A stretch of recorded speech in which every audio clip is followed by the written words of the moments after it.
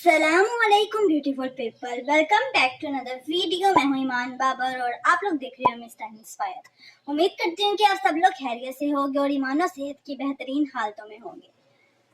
आज हमारा जो टॉपिक है वो है फ़लस्तीन।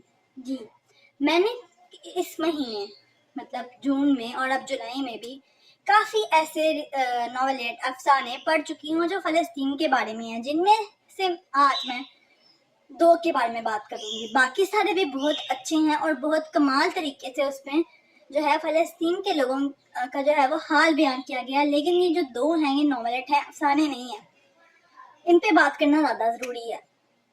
और माशाल्लाह से ये दो जो नॉवेलेट हैं दो बेस्ट फ्रेंड्स ने लिखी हैं। एक का नाम है ईशा ईमान और दूसरे जो है वो है कनीज़ फातिमा। इन दोनों के नॉवेलेट हैं फ़लस्तीन पर, लेकिन दोनों की कहानी एक दूसरे से बिल्कुल मुख्तलिफ है। तो पहले हम बात करेंगे कैद बाय कनीज़ फातिमा असगर। तो बिना किसी देरी के इस वीडियो को स्टार्ट करते हैं, लेकिन वीडियो स्टार्ट होने से पहले हमेशा की तरह प्लीज सब्सक्राइब माय चैनल और वीडियो को अंत तक देखना। तो अल्लाह का नाम लेके इस वीडियो को स्टार्ट करते हैं।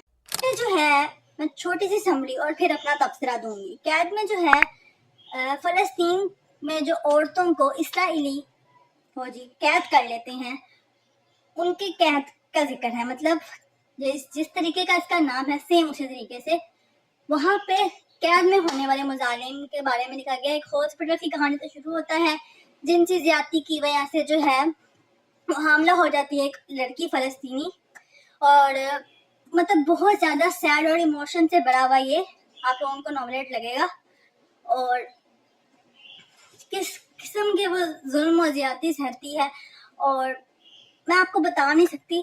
ये आप लोग पढ़ोगे तो आप लोगों को पता चलेगा, लेकिन अगर मैं इसका तफसीर आप लोगों को बताऊं तो ये नॉवेलेट इमोशन से भरपूर है और इसमें आपको स्टार्ट से लेके एंड तक एक लड़की की कैद का पूरा जिक्र मिलेगा।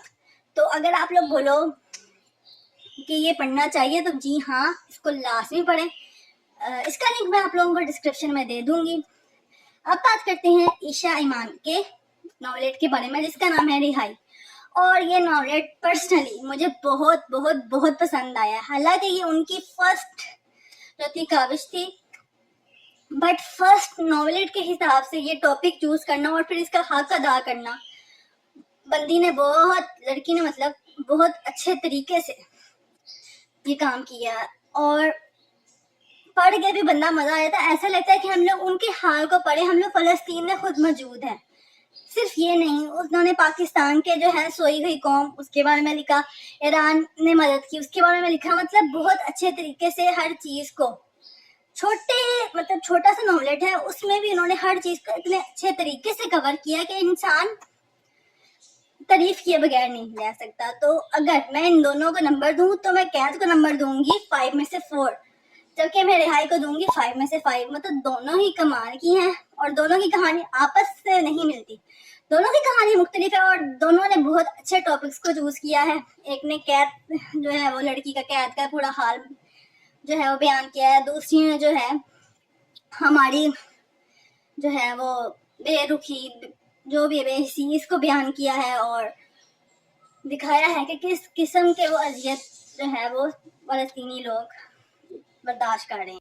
ये बाबा मुझे कहते हैं कि फ़लस्तीन का अगर एक एक बंदा भी हम लोग देखें ना, हर बंदे की एक अलग कहानी, और अगर हम उस पर लिखना चाहें तो हमारे पास किताबें कम पढ़ दें, क्योंकि किस कदर जो है जुल्म हो रहा है हम लोग अंदाज़ा भी नहीं कर सकते। ये तो हमारी इमेजिनेशन है, इसको हम लोग लिख रहे हैं, बट हकीकत इससे कहीं ज़्यादा जो है वो बुरी है। तो अल्लाह उनके हाल पे रहम करे और उनकी मदद करें। बाकी मैं भी बहुत जल्द एक नॉवेलेट अफसाना या नॉवल, मुझे अभी कुछ नहीं पता क्योंकि मुझे सिर्फ आइडिया आया हुआ है। अब मुझे नहीं पता कि वो चीज़ मेरी तहरीर अफसाना की शक्ल इख्तियार करेगी या नॉवेलेट की या फिर नॉवल की।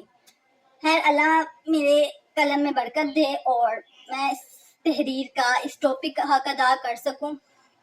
बाकी अगर आप लोग इसका रिव्यू लिखा हुआ देखना चाहते हैं तो मैंने इंस्टाग्राम पे मैंने ऑलरेडी पोस्ट कर दिया है, तो वहाँ पे जाके आप लोग पढ़ सकते हो कि मैंने किस तरीके का तबसरा किया है। थोड़ी बहुत बातें थी वो मैंने अपने यूट्यूब चैनल पे भी कर दी क्योंकि मैंने वादा किया था।